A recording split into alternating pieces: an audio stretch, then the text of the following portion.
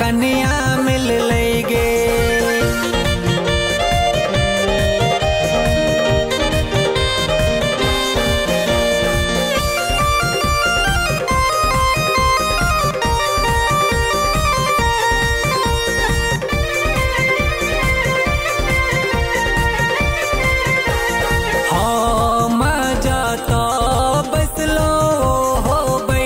साथ गे नैना के तीर सो कल कई जे बात गे।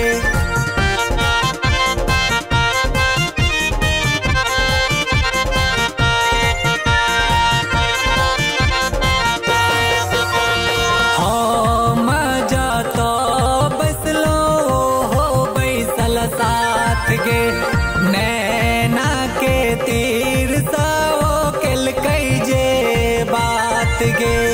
नौकरी मिल लेगे मागे नौकरी मिल लेगे। नौकरी मिल लेगे मागे नौकरी मिल लेगे। संगे संगे हमरा एकटा कन्या मिल लेगे।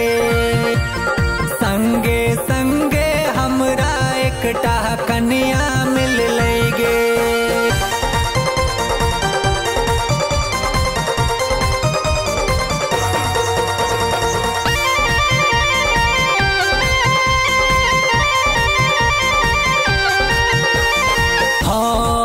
पूछलिए हुनका कत घर आहा के हैस का जे कहलथ हमरा चैठ बला गाँव के।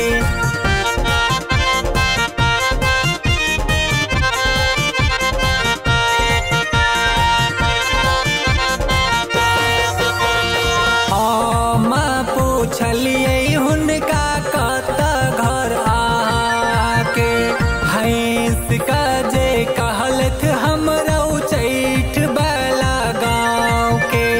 नौकरी मिल लेगे मागे नौकरी मिल लेगे।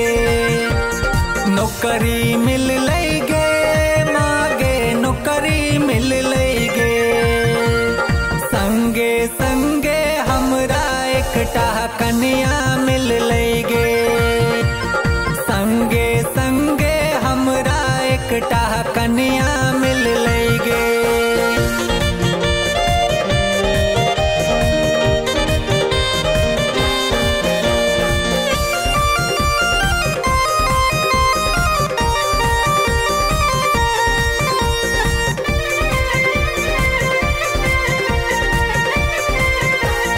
गाँव के सब छोरा को है कहिया करबे बियाह रे।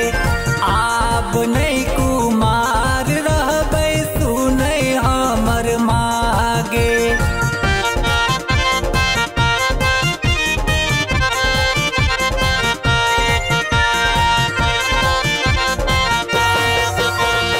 गाँव के सब छोरा को है कहिया करबे बियाह रे।